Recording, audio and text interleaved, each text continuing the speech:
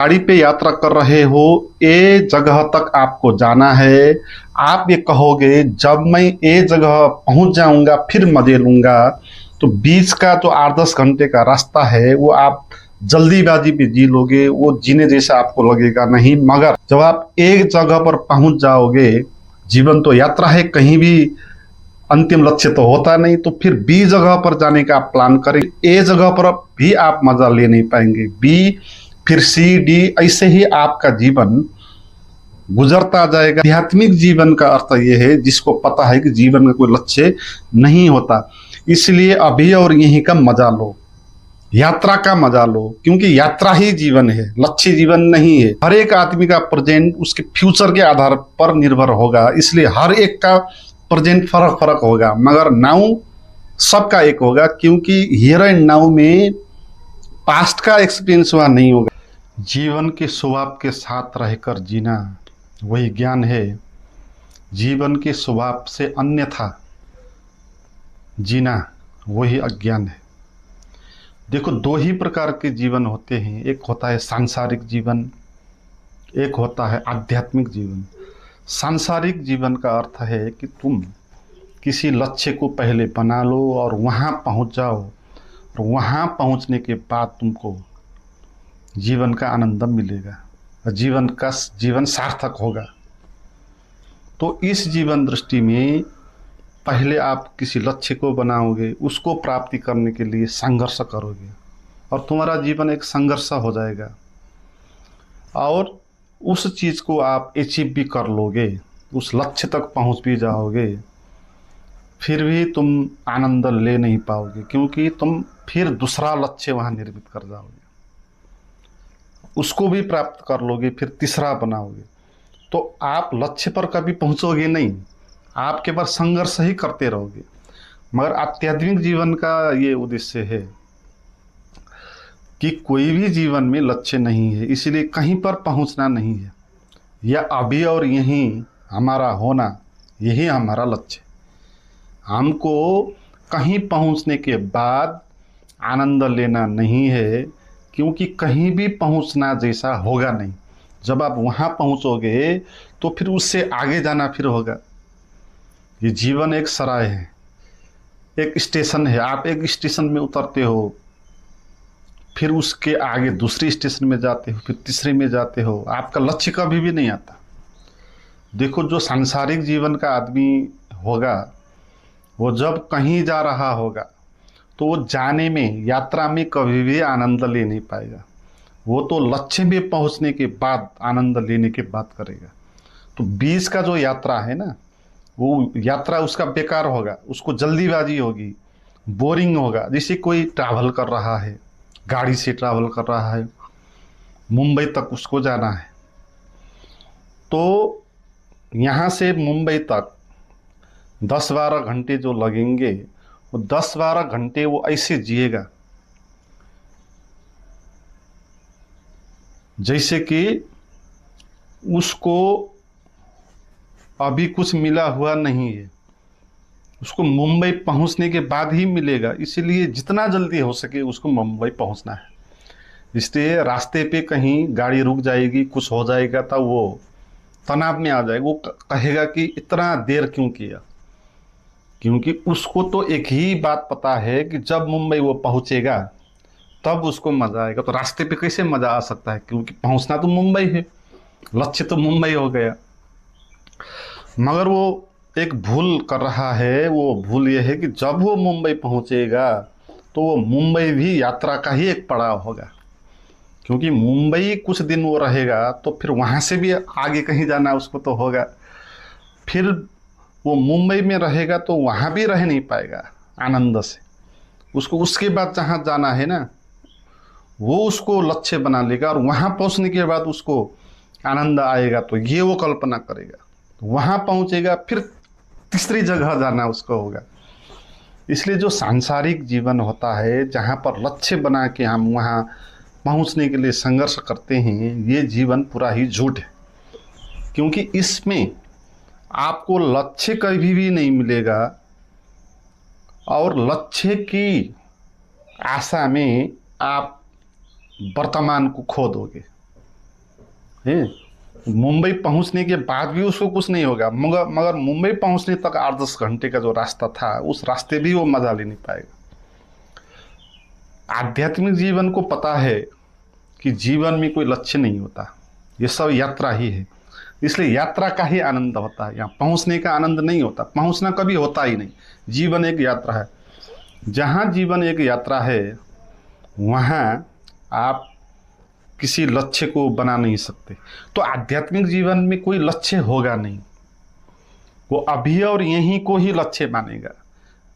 वो जहाँ खड़ा है अभी, जो भी है, जहाँ भी है, या तो मानेगा कि कोई भी लक्ष्य भी नहीं होता, सब यात्रा है, तो अभी यात्रा में हूँ, तो यात्रा ही यात्रा होगा, आगे भी यात्रा होगा। इसीलिए हम यात्रा का आनंद लेते हैं। तो ये जो हियर एंड नाउ, अभी और यहीं के पल पे ठहर के, रुक के जो जीने का नाम है, उसको कहते हैं आध्यात्मिक जीवन। और ये जीवन ही ज्ञान होता है, ये सत्य होता है, क्योंकि इसने ही जीवन को जाना है। क्योंकि जीवन ऐसा है कि उसका लक्ष्य होता नहीं, तुम लक्ष्य को बना के उसको मिलने के बाद मजा लेने की सोच रहे हो, तो तुमको वो लक्ष्य तो कभी मिलेगा नहीं। मिल भी जाएगा तो फिर दूसरा लक्ष्य आ जाएगा। मगर तुमने जाना जीवन का स्वभाव क्या है, जीवन का स्वभाव एक यात्रा है, तो फिर आप लक्ष्य को नहीं बनाओगे। आप जहाँ हो अभी, जैसे हो, उसी पल को आप जिएंगे। तो जहाँ आप हो उसी पल को जीना और ऐसे ही जीते जाना, यही आध्यात्मिक मार्ग होता है। मगर यहाँ पर अगर आप किसी भी लक्ष्य को बनाते हो, जैसे पैसे आपको कमाना है, तो बहुत सारा पैसा जितना आप सोच रहे हो उसको मिलने के बाद ही आपको मजा आएगा। तो जो लक्ष्य बनाता है उसके जीवन में कभी भी आनंद आ नहीं सकता, क्योंकि लक्ष्य जब तक मिलेगा नहीं तब तक उसको पाने के लिए संघर्ष करना पड़ेगा, तो मज़ा कहाँ से लेगा। और टाइम भी उसके पास बचेगा नहीं, क्योंकि उस टाइम पे तो लक्ष्य हासिल करने के लिए लगा देना है, तो टाइम भी नहीं बचेगा, वो कहाँ उसका आनंद ले। जब उसको लक्ष्य मिल जाएगा, जैसे जितना पैसा उसको चाहिए उतना मिल जाएगा, तो अभी पैसा बाद में कम पड़ जाएगा। अपने से भी धनी लोगों को देखेगा तो और ज़्यादा पैसा कमाने का लक्ष्य बना लेगा। तो लोग सोचते हैं कुछ करने के बाद हमारे जीवन में मज़ा आएगा, तो ये सांसारिक दृष्टि है, ये इल्यूजन है।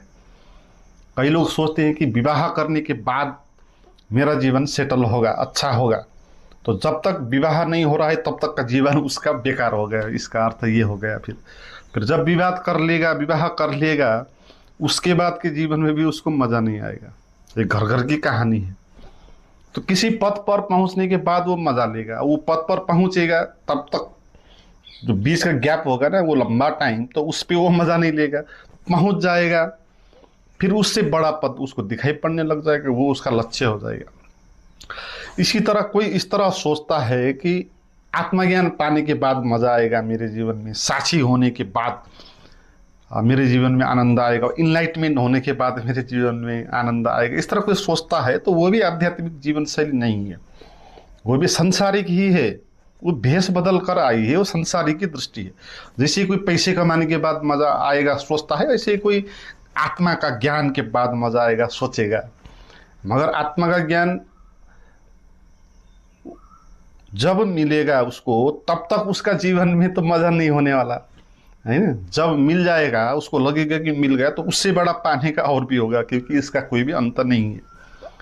इसीलिए अगर लक्ष्य है आपके जीवन में तो आप संसारिक हो, आप झूठ में पड़ गए हो, क्योंकि जीवन का लक्ष्य नहीं होता। जीवन एक प्रवाह होता है और एक यात्रा होता है, तो यहाँ पर यात्रा का ही आनंद लेना होता है। तो इसी को कहते हैं अभी और यहीं में जीने के लिए। इसलिए हमारा जो प्रचलित संन्यास है वो सब झूठा है। जो हमारा धर्म है जो ये कहता है कि इनलाइटमेंट के बाद या इतने नाम जप करने के बाद तुमको मजा आएगा, जो कहता है वो आपको संसारिक जीवन में ही ले रहा है।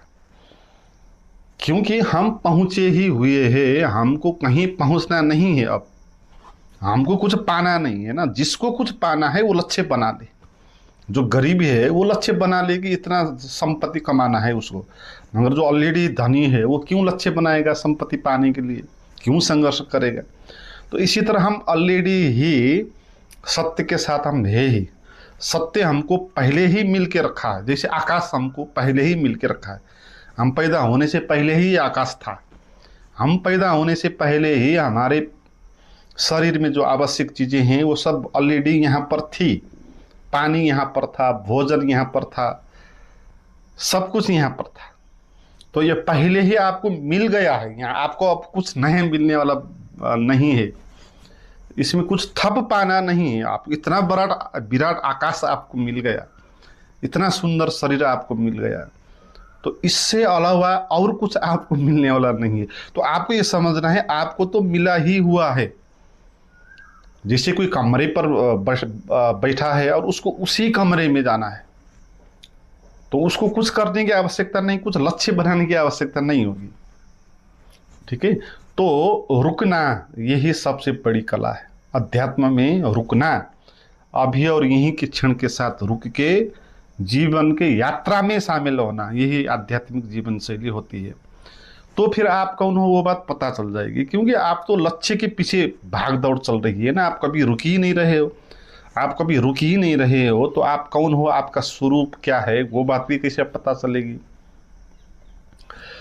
हमारी स्थिति ऐसी है जैसे हम किसी मंदिर में पहुंचने के लिए संघर्ष करके यात्रा करके वहां हम पहुंच गए हैं, और मंदिर पर हम पहुंच गए हैं और मंदिर हमको दिखाई नहीं पड़ रहा, और हम मंदिर के परिक्रमा कर रहे हैं, मंदिर के भीतर कभी जा नहीं रहे। ठीक है, हम मंदिर के आसपास ही घूम रहे हैं, और हमको ये लग रहा है कि अभी तक क्यों नहीं आया मंदिर, कब आएगा, जब आएगा तब मजा आएगा। या ऐसी स्थिति जैसे मछली होती है सागर में और उसको पानी का पता नहीं होता, सागर का पता उसको नहीं होता, वो यहाँ वहाँ ढूंढती है कहाँ है पानी, कहाँ है जल, कहाँ है उसका आनंद। ठीक है, मगर उसके वो आसपास ही होता है, उसको दिखाई नहीं पड़ता। क्यों नहीं दिखाई पड़ता? क्योंकि वो रुका हुआ नहीं। मछली रुकी, वो लग रही है पाने के लिए कुछ। हम भी संसार में कुछ पाने के लिए लग रहे हैं। भविष्य में जो भी हम पाएंगे वो सब भविष्य में ही होगा, अभी तो हम कुछ भी पाने वाले नहीं है, इसलिए हम रुकते नहीं, क्योंकि अभी तो कुछ मिलने वाला नहीं है ना, तो रुकने का क्या फायदा। इसलिए हमारी आदत ये हो गई कि हम एकदम से या भूत की कल्पना करेंगे या भविष्य की योजना बनाएंगे, तो अभी और यही जो जीवन होता है उसके साथ हम एक कभी भी नहीं होंगे। देखो, जीवन होता है अभी और यहाँ, इसको कहते हैं हियर एंड नाउ, और ये प्रेजेंट भी नहीं है। प्रेजेंट, पास्ट, फ्यूचर, ये टाइम की जो 3 कैटेगरी होती है वो जीवन नहीं होता। जीवन का स्वभाव वो टाइम नहीं है, जीवन का स्वभाव है नाउ, हियर एंड नाउ। और ये प्रेजेंट भी नहीं है, लिव इन प्रेजेंट जो कहते हैं ना, अभी और यहीं। आप लिव इन द प्रेजेंट में अभी और यहीं के बीच में भिन्नता को समझ लो। देखो, प्रेजेंट टाइम जो हमारा होता है वो होता है व्यक्तियों का अलग अलग, क्योंकि प्रेजेंट का अर्थ ये होगा कि उसके जीवन का जो पास्ट है उसका रिजल्ट, और फ्यूचर भी उसी के आधार पे तय होगा। तो जिसका भी प्रेजेंट टाइम है ना, उसका हर एक आदमी का अपना अपना होगा, अलग अलग होगा। कहने के लिए प्रेजेंट है, इसलिए प्रेजेंट नहीं है, उसकी ही मनोदशा है, उसी का वो पास्ट चल रहा होता है वहाँ। मगर नाउ जो होता है ना, नाउ व्यक्ति का अलग अलग नहीं होता, ये सबका नाउ एक होता है। ठीक है, क्योंकि ये नाउ टाइम से जुड़ा हुआ नहीं है, ये टाइम से बाहर की बात है। ये पास्ट भी नहीं है, फ्यूचर भी नहीं है, इसलिए प्रेजेंट भी नहीं है। जब आप रुकेंगे नाउ में तो ही आप टाइम से बाहर आ पाएंगे। टाइम से बाहर आ पाएंगे तो थॉट से बाहर आ पाएंगे, क्योंकि थॉट टाइम के द्वारा पैदा होता है। भविष्य है आपके लिए, इसलिए थॉट चलता है कि भविष्य में क्या क्या करना है। आपके लिए पास्ट है, इसलिए मेमोरी चलती है कि पास्ट में आपके पास क्या क्या हुआ। तो ये सब कल्पना करने के लिए, स्मरण करने के लिए आपके मन में थॉट चलते हैं। तो थॉट क्यों चलते हैं? टाइम के कारण। ठीक है, मगर आप जानेंगे कि ये हमारा जो टाइम है ये रियल नहीं है। ये टाइम व्यक्ति का अलग अलग होता है, और व्यक्ति जिस तरह जीवन को समझता है, अनुभव करता है, उसकी जो भी बिलीफ सिस्टम है उसके हिसाब से जीवन को समझता है। तो हर एक व्यक्ति का टाइम अपना अपना होगा, हर एक व्यक्ति का संसार अपना अपना होगा। जितने लोग हैं संसार में उतनी दुनिया है ना, जितने लोग हैं उतने संसार है, इसलिए एक संसार यहाँ पर है नहीं। मगर जो नाउ का संसार है वो एक संसार, नाउ का अर्थ ये होगा जहां टाइम नहीं, जहां थॉट नहीं। क्योंकि आपके मन में जो भी विचार चलते हैं भविष्य के, क्यों चलते हैं? क्योंकि आप भविष्य में एक लक्ष्य को बनाते हो, उस लक्ष्य को पाने के लिए वो थॉट चलते हैं कि इस तरह आप पा सकते हो, वो प्लानिंग वहाँ चलती है, ठीक है। मगर जब आपने जाना कि आपको कुछ लक्ष्य हासिल करना नहीं, आप तो जहाँ पर हो, जो हो पाया ही हुआ है, आपने आपको रुकना है। जब आप ये निर्णय करेंगे तो फिर भविष्य आपका बचेगा नहीं, क्योंकि भविष्य तभी आता है जब आप लक्ष्य निर्मित करते हो। तो लक्ष्य निर्मित नहीं करोगे तो भविष्य आएगा नहीं, तो भविष्य नहीं आएगा तो टाइम नहीं आएगा, तो टाइम नहीं आएगा तो थॉट नहीं आएगा, फिर थॉट नहीं आएगा तो फिर नाउ का अनुभव होगा, ठीक है। या नाउ का अनुभव होगा या थॉट का अनुभव होगा। थॉट का अनुभव होना, टाइम का अनुभव होना।